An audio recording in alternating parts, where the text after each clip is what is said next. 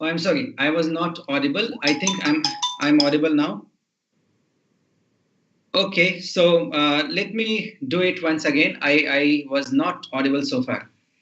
Thank you very much for joining me. And Persec Research is an important um, organization for anybody who is engaged into a research program. Why I'm saying this? Because in the life that we are living, we have different set of engagements professionally and personally. And in most of the cases, the most important aspects of our lives are often get sidelined or just go away for the toss. For example, it is just not enough to complete and remain content. I'm not saying it because it is now irrelevant to have a master degree. Of course, it is. There are a lot of people are there who are having master degree and doing their academic and professional careers. But understanding the bar that it is being going up every year, more talent people are joining the job market, more interested people are coming, set new parameters for the success and whatever we want to achieve in our life. So if you are not planning for PhD, that's okay. That's not crime not to do PhD. But if you're planning for a very diligent approach, very right mindset to conduct it, because we often get this degree wrong. So there are two hypotheses, two assumptions about the people. One, that it is okay to do copy, cut, paste, and submit it. That is the people who they are the kind of the people who think that everything in the world is extremely very easy. If you want to think the way you want to, and then there are the people, another set of people who thinks that PhD is something extremely tough and it is not for me, and I kind of never should even dreams. And if you belong to in these two extremes, then perhaps this is not what I'm going to answer. But if you think that it is, yes, it is tough, diligent, but it is achievable. If you come into this bracket of thought, then perhaps this lecture is going to be very important for you to attend. I will not take much time, but letting you understand how important it is for us to do a PhD title, select a PhD title even before we start even to think of doing a PhD. Now, what is in name, right? What is in the name of the PhD title? I would say that this is the only nomenclature in our system that happens in a reverse order. I mean, other nomenclatures have their own scientific or ritual values, but the nomenclature of your PhD title is done when everything else is decided about your research. And if you're not doing this way, then perhaps you're doing it in a wrong way. Understand, PhD topic is the most read phrase or a sentence in entire thesis that you're writing. And all the kind of judgments and pre-assumptions and acceptance or rejections are going to happen just by reading the title.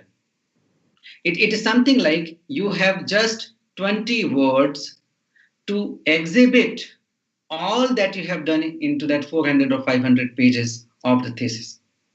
That means these 20 words are going to give a kind of feel or belief about the entire work that you are going to do in the coming 3 years of your life if you're starting it now. Imagine the depth and weight of those 20 words that I'm talking about. And in most of the times, just because you have not rightly selected your title of the thesis, you end up losing your interest or losing your budget, income, patience, and everything else in order to that you are looking forward to achieve your thesis. Almost all of us, right? Just to let you understand, 70% of the people who log in for a PhD program across the world never complete their thesis. Why it happens? That's a question.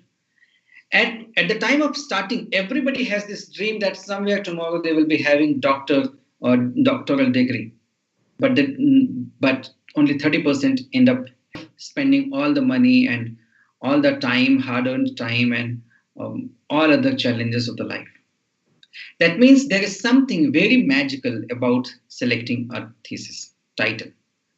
Now, what holds title? I'm going to reveal you. So I'm going to talk about some 7 odd things in order to make sure that how we are going to have a great PhD thesis title. So as I said, that it is a reverse engineering process. The last thing you do before proposing your PhD is not the first thing. So that's the number one myth. Like, in order to have a PhD title, first get a title. In order to have a PhD, first get a PhD. First thing that you need is a clarity of thought. Let me repeat it. PhD is the easiest degree out of all the degrees I have done. You must be surprised that why I'm saying so. You know what? The toughest year of the entire academic career is a schooling. After schooling is done, you get kind of the knack of what you are going to do in rest of your academic life. PhD is not a full-time academic career. It is a blend of your professional work and your academic work. It is easiest because all you have to chase in your 3 years of the tenure is just one question. You're answering one question in 3 years. That's a PhD. So if it is such an easy thing, then why not everybody is rushing to it? That's key. It is the easiest question, but it needs utmost consistency and diligence. So for example, if I say that it is easiest that only one question you have to answer, success and failure both depends upon just one question. Means if you're doing it in graduation and post-graduation, in every exam 5 odd questions, and if you're not knowing the answer of any 5 of it or any 6 of it, and in fact any 70% of those questions, you still hold a chance to move forward.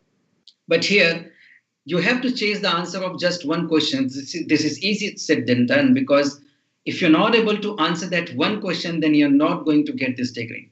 So it is both, because there is one question. It is tough because there is only one question. It is both ways. Now, if there is only one question, the second benefit you get is that you are going to decide which one question you are going to solve. So here you got no surprises at all, because there is only one question, and then you have to select that question. Nobody is going to give you a kind of surprise suddenly coming in front of you, and you have to chase for the answer. And third, you have enough time to investigate the answer of that question. It is tough because the answer of that particular question is not written so far. There is no reference book for you to answer that particular question. Yes. So if you get to choose the question, if you get to choose the time to answer it, and if you're going to select one question, then let's do it in the most scientific temperament so that you're able to answer it in the. So having the command of your PhD begins. This is what I want to explain in particular. And that's why this 20 word is extremely important for you to select each and every word of it. And when I say that the most scientific temperament, I am trying to tell you that there is a process to complete it. And it will jump the purpose. So I'm not going to give you anything in writing or on something, maybe that we'll be doing it later, but you can make note of it. And I'm going to repeat it so that you can appropriately make note of it. In fact, you can pause the video and do that later, but I just want to assume that you guys are all in front of me and understanding it. So first thing, in order to select a PhD thesis, without even finalizing your PhD supervisor or the university or any other thing, the first thing that you should do is brainstorming. That's the easiest word and most heard metaphor of the days, but here I'm going to tell you about what exactly I mean when I say brainstorming. So bring the ideas, writing it somewhere, or maybe just keep on thinking it, or maybe 2 3 people among your peer group, or maybe family members, or maybe professional colleagues or friends or anybody. Among them, you're just throwing the idea that if at all I have to do PhD, what would be those things or those titles, those subjects in which I will brainstorming. So the purpose of doing the brainstormings are 5. Let me do this. First, find out the purpose of the PhD. What is your purpose that you want to achieve by doing a PhD? Purposes can be different for different people. Like somebody of you may just want a degree.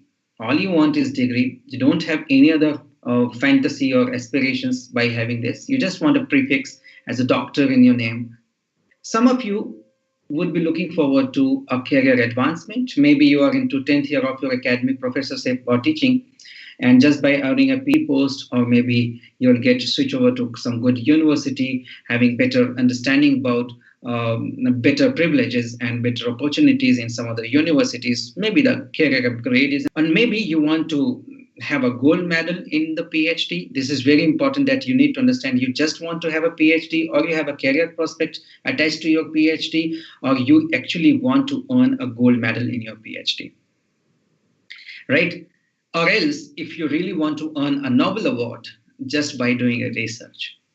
All of this have a different set of budgeting, different set of time investment, course allocations, and priorities and other things, all of which will be different just by understanding what is your purpose of doing a PhD. And mind you, purpose may change. I mean, you start just for the heck of it, and then you start taking grip on your topic, and there's a big potential so that even you can, maybe you will be able to earn a Nobel Award tomorrow. So yeah, so that can, so it can shift. But when you're beginning, when you're proposing a title, you should be very clear about what are you aiming out of this degree.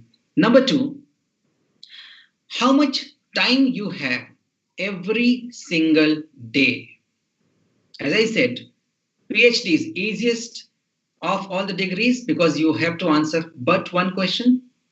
But it is tough because it demands a set of time every single day, even if it is a day of your wedding or somebody of your family is having a medical care emergency.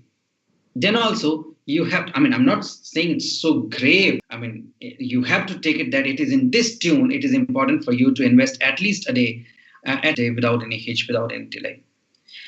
So, I mean, you have to prioritize. Maybe you have a newborn baby. Maybe you are struggling in your career, salary, pending bills, or family priorities. Maybe you have some economic bad patches, bad pathways. And if these are the situations, then probably you have to exactly time the situation. I'm not saying that if you have all these challenges, you cannot do your PhD. There are a lot of people I know who have achieved their PhDs despite all odds in their lives. In fact, there are more number of people who have successfully earned their PhDs have lived more odd conditions than most of the people who have never earned a PhD degree. So let me understand. When I'm saying brainstorming, I'm giving you the topics to brainstorm. Not that there are some circumstances in which you should not think about a PhD. There can be all circumstances, and you still can. Even if you're in prison, you can earn your. But if you're not able to prioritize and you're not able to fetch at least one degree of PhD, that should be one degree of PhD. That should be the clear-cut understanding about it. So let me be very harsh and blunt into saying this. If you cannot plan it at the time, and if you cannot fetch time every single day, then probably it is going to be 50% impossible for you to achieve a degree out of it. Third is your monetary budget. You have to brainstorm that how much can you be able to get earmarked and set aside just for this degree. This degree is going to be costly.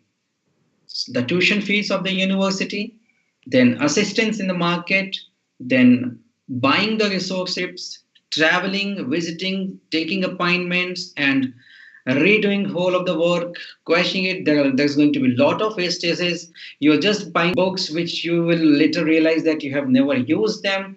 Then you end up traveling and talking to the many people. Then you realize that maybe those people, those meetings and times in your PhD, but that's okay. I mean, that's how, because it's a research, and in the process of research, you end up going to a wrong places and have to come back from there.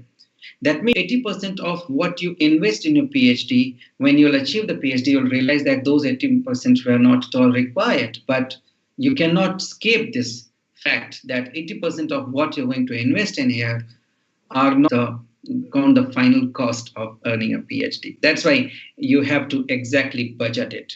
I mean, understand that if you have a tight budget, then you have to have it faster. You have to ensure that it is going to happen. I mean, at some strings, you have to pull it hard, because if you have other strings already strained up.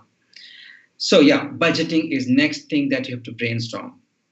Then most important is, because interest is going to define that are you able to invest consistently, if at all you get time and money. Because the moment you lose your interest, even if you have a time and money, you will not invest in it. That's a problem. That's a problem with everybody. So when I say interest, what does it mean? A PhD thesis should be something around the opinion you have about the subject you are expert at. You must have to have a strong opinion about certain things. So, for example, should there be dams, big river dams, in order to produce electricity? If you have any opinion, you can build your PhD around it. And spacewalks in the future, if you have an opinion around it, probably you can build your PhD around it. So is there a real danger from the climate crisis or not? If you have an opinion, you can build your PhD around it. So I'm just taking a generic example because I want to know a particular subject you belong to, and there you can find out if you have any opinion around it, you can build your PhD. Second is, do you have a cause in which you are invested? So, for example, if you're talking about the civil liberties, if you're talking about justice for all, if you're talking about Black Lives Matters, or if you're talking about equality and poverty and justice, and if you have some such cause, that education for all, if you have some such cause, you can build your PhD around something which derives you. And earning a PhD into something which is the cause you want to live up to, then probably it will never, you're not going to lose your interest ever in it. So that's the second thing. Third is, do you have a mission of your life? And can you align your mission with the PhD thesis? Because the PhD then help you earn authenticity, confidence, and relevance. People will start taking you seriously if you have a mission and you have achieved a PhD for that. So mission is not something about,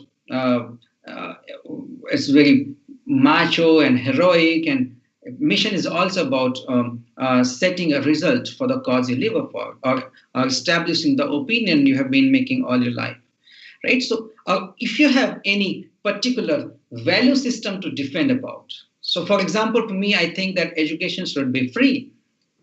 And if this is my values, how much I want to invest towards it to realize my PhD around it, then probably I will never end up losing my interest to it, because that's what I'm living up to. And the third is, last is, what is your argument?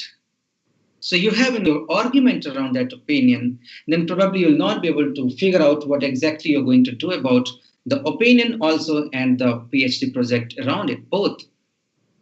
Right, friends? So this is the interest I'm talking about.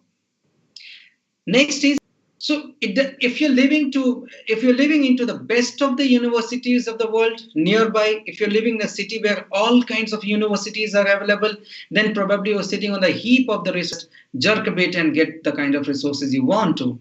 But maybe if you're living into a village or somewhere away from the resource zones, then probably you have to think of what are the things there in your hand. So is the guide available for the subject you want to do it? If the university available for the subject that you want to do it, if the publications and researches are available, if the libraries, right, experts, journals, right, and works of the past are available or not. I mean, you just cannot have any um, out of the blue moon topic. Nobody have studied it in past and you just want to be a unique person to do that. I think that's a very wrong approach to do a PhD. After doing the PhD, you investigate something which has never investigated so far. Is very, I will never recommend it until unless you do not want to earn a Nobel Award or a gold medal in your PhD. I mean, that's the last thing to aim for. In fact, just so well that you get to earn a gold medal. But don't aim for earning a gold medal in PhD. That's a wrong approach. I mean, that's becoming too much ambitious and very much unrealistic ambitious. Right? So these are the things you have to brainstorm. Let's develop the idea. The second phase is developing the idea. How are you going to bring those ideas and set them in line so that you are able to produce it perfectly and able to talk to your super professors and other academicians, colleagues, and anywhere whoever is having any interest on what you're doing in your research projects. Right? So developing an idea, the first thing I would say, read wildly, read aggressively, and there is no end to it. It doesn't matter. I mean, you read in your toilet, read in your bedroom, read in the traveling, in the airports, read wherever you can, but don't miss a chance to read out about the subject or the cause or argument that you want to establish.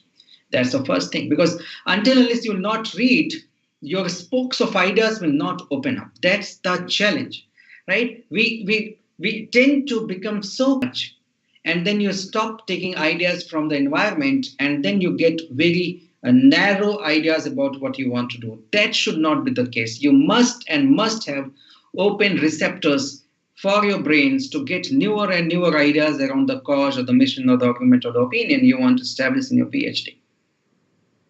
Next is you have to make notes, my dear friends. What was true for the class 2 or the KG1 or the 5th class or the 10th class or the high school is true here. If you're not making notes, you will miss out. It's plain and simple. Make notes. In fact, make notes of all the sources you have read, whatever you have read. The biggest problem in 21st century is that we read something, we watch something in YouTube, but when we are not able to find it. So bookmark it, make a note, make a separate notepad, copy and paste all the links, download all those videos if you can, if at all you want to read it or see it again. Make a notes, friend. And third is discuss. Nobody can steal your idea. And if people are stealing your ideas, then you have to be happy that your idea is a $1 billion idea. That's why people are stealing it.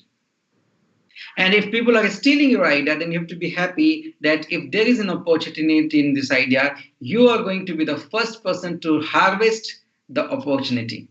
So discuss your idea as much as possible. Let people blend in their own thoughts. It will only improve and align your idea. So discuss vehemently, discuss as much as possible. Don't worry about ideas being stolen. You still have your own separate idea. Trust me, nobody can steal idea. It's not possible. And if it is possible, then you just have to be more better, even if somebody is copied it. So please don't worry about it. Discuss as much as you can. Fourth is those documented. Each and every bookmark, each and every book, journals, articles, PDFs must have to have a categorical folders and directories in your computers. Special case of bookstore in your house. So you just cannot lose all those resources and documents. It is going to be very costly for you if you're losing it.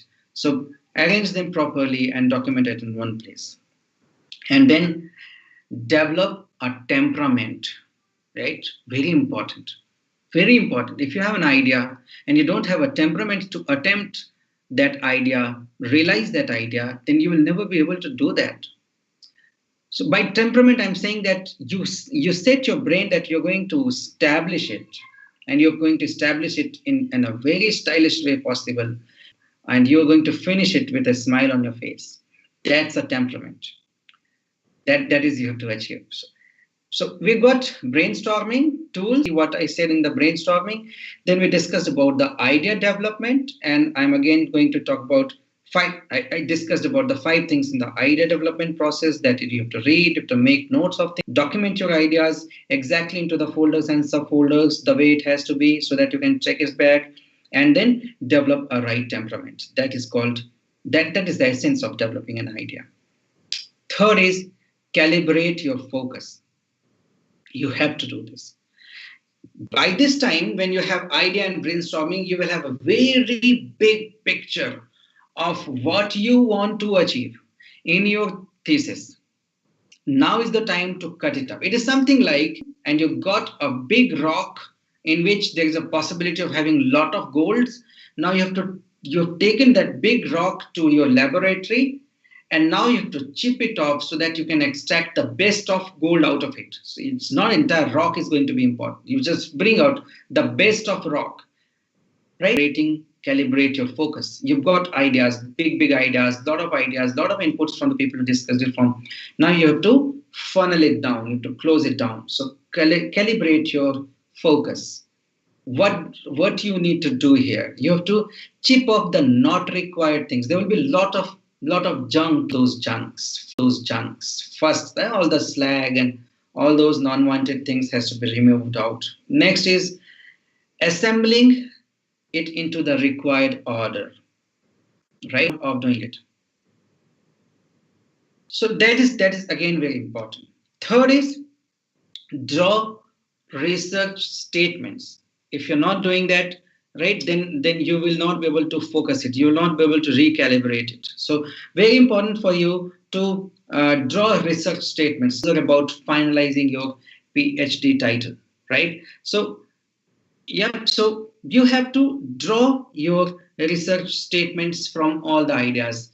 For example, if you got that I want to do something on working from remote locations. So for example, work from home is an emerging thing and is going to long even after this COVID. It is going to sustain. And if you want to do something, the possibilities of efficient working and work from home model for all the corporates, if this is what you want to investigate, now is the time. If this is the idea you have propounded and this is the idea you have tried, you think, then probably you have to do it, that you have to start drawing the statements that efficiency of working from home, focus and concentrations of working from home, and the delivery and output of working from home, expectations gap between the employer and employee by working from home. So these are some of the statements that you have to start. Very important for you to have extremely right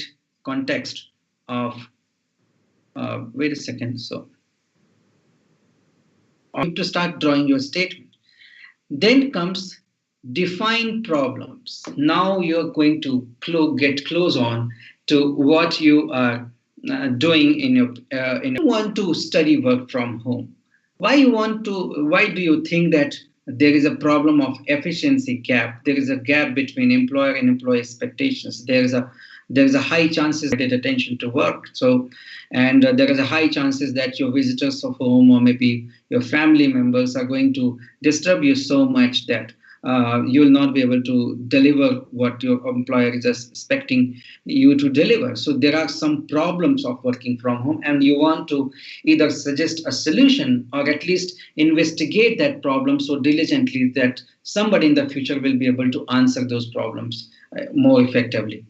Right? So start define next level. So, and next is discuss those problems. You have to discuss the problem. The filter up of the situation, the funneling of the situation only happens when you discuss. If you have got a supervisor, treat your supervisor as your friend, not somebody senior to you, not somebody junior to you, not somebody an enemy to you. He's not arrogant. Will sound like an arrogant, but he's not. And he's as human as you are. He's as good as you are. So don't worry about your guide. Just treat him as your friend who is advising you on your tough times. So go and discuss with them, discuss with your colleagues. The best way is to put everything on YouTube, record it and YouTube. So let people come over and comment and do everything possible over there. Yep. Then fit it in your time, money, budget. You have created your time, money, budgeting. Now I have to fit this idea. Okay, we have got 100 of problems defined. Will I be able to answer all the 100 problems in my thesis? You cannot. Nobody can. So what are those 5, 6, 7 problems I'm going to fit in? And those 5, 6, 7 problems should be and must be fitting into your time constraint and your budget constraint. It should not overflow these two things, because the moment it will go off your budget, the first thing you will do is to put it in toss. It is very easy to toss away your PhD in middle, but sustaining it needs a lot of internal and external motivation. And if you're not fitting your research problems inside this time and money budget, then probably you will be able to never finish it, right? So please try and understand. Next is, now because you've got the problems and these problems are very much fitting into your time and money budget, and it is very much ready for you to go ahead with it, then perhaps the next important thing for you is to create key variables. What are variables? These are the metaphors, these are the phrases, those chanting words often you use around it. So for example, all the people who are doing in digital media, they all will talk about social media hacks. They talk about having more number of users, viewers, and clients, right? So these are, for example, if you're doing something related to automobile, then you're going to talk about product life cycle, you're going to talk about the quality of engine, you're going to talk about the perishability of a tire or something. So these are some phrases and variables most often people are going to use, right? So these are the variables. So variables are of the equations of the functions that you're going to establish at the end of your PhD, right? So I'm sounding a little technical, but it is very important for you to, we'll talk again about this particular thing, right? So the variables are like most compiling issues, right? Most researched phrases or ideas, right, are the best description of your topic. So why you need variables is because if you're not able to find out some appropriate variables, you will not be able to find out what have so far been done into the, not be able to find out the research works of your seniors and the people who have done researches before you. So that's why it is very important for you to find out the key variables. But what are those 5, 6 key variables which are going to be very important? It's kinds of gears and levers of your entire thesis, right? Which you will be shifting it over the time in order to reach where you want to reach, right? So next is, now it has come to a level that you've got the variables, you've got the problems, you've got the objectives. Let's go and start shaping it up. With reverse order, now we have started shaping up the synopsis or the proposal of your PhD. It's not title we are reaching out. Yes, we're going to, at the end of the session, we are going to talk about, in order to get your title, we have to go through the places, and synopsis is first. So any document in the research is written from bottom-up approach, not top-down approach. You don't write your thesis, but you don't write introduction first. You write introduction at the last.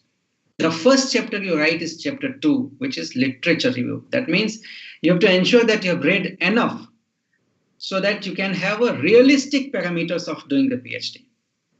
If you have not read other people's work, then whatever you will be holding are going to be either very unrealistic, impractical, or very ambitious, or very exorbitantly high and unachievable.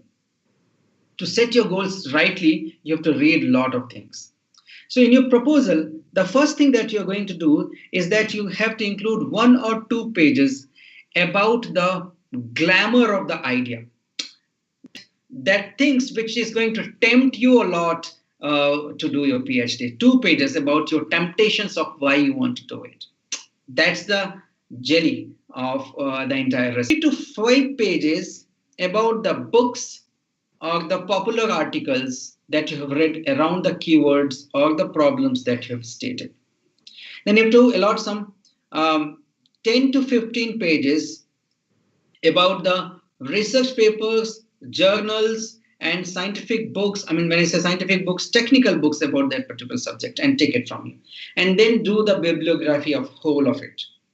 Right? The next step is that you're going to do is further calibrating your focus. So now you've got in brainstorming, you've got the idea development, you've got the problem statements, you've got the objectives finalized, you have done variables around it, and then you have done credible writing and annotations and bibliographies of the work so far have been done.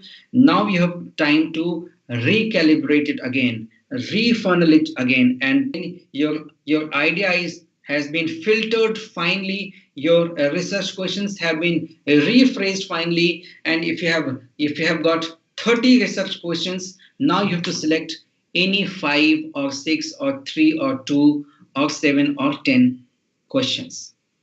Right? So out of 100 questions about the subject, up till now you have got 30 down, chipping off 70. Now you have got some, out of the 30, you have to further get maybe 2, not 1. 1 is not sufficient. 2 objective, 3 objective, 6 objective, 5 objective, whatever practically those objectives are. So you have to chip off other things which is not fitting in your budget, which is not fitting in your time, which is not, resources are not available around you. So you have to chip them off, and all those practical questions you have to finally package. So you're left with roughly 5 questions of the subject around which you want to build. So you got 5 questions now, you got more calibrated idea, you've got ready to go situation. So here you will think about what you want to do. And confidence is the key. By doing so much, you will be able to develop your confidence so proudly and so confidently that it will start visualizing what your end PhD will look like. Right? So if you're able to visualize it, you're going to achieve it. That's a key. Right?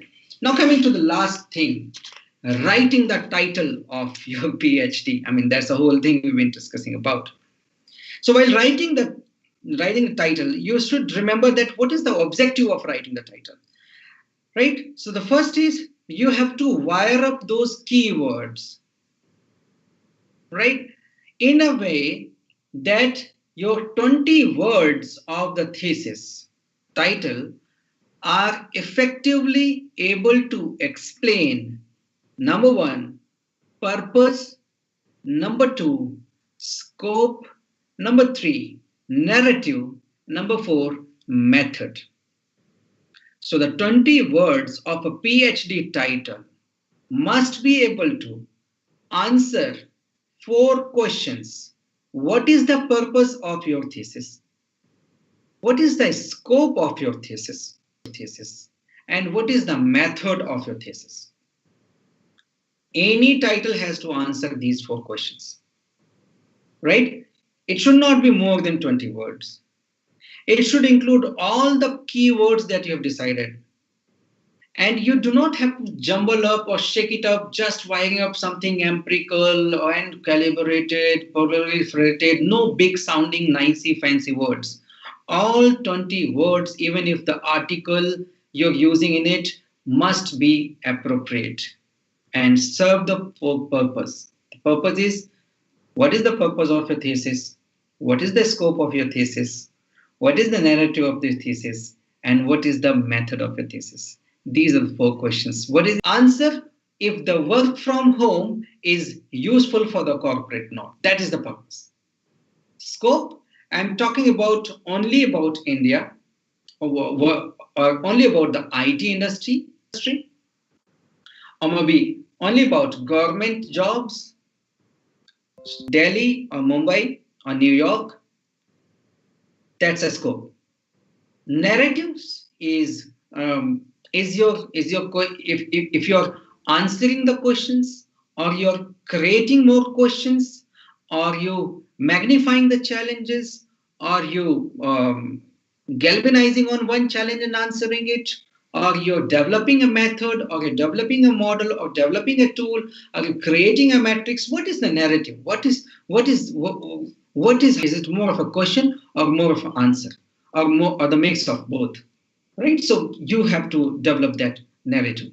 And the method is, are you going to do it quantitatively? Are you going to do it qualitatively? Are you going to go out in the market's mouth? Or you just going to browse other people's work and set it up? Or it is just a theoretical work you're going to do inside the laboratory or the labs only? Or you're actually going to the site of pain and investigating those pains bare eyes and bare hand? What are the methods that you're going to do? So all four of it must be answered in your PhD topic. So I think, friends, after discussing so many things, you must have to have got some brain, some senses, some imagination about why this workshop is very important, just to talk about the title of a thesis. Because title of the thesis, motivation, which will keep you tag along and complete your thesis. Because whenever you're going to talk about your point, anybody will see your thesis, the first thing they will read is your title. So all the professors, all the academicians, all your students, colleagues, friends, corporate people, everybody is going to talk about, if at all you say that I've done my PhD, the first thing they're going to ask that what was the topic? And topic is going to be set the predicament, right? The precedent from there. The assumptions, the judgmental people, everything will be done just by reading your title. So it's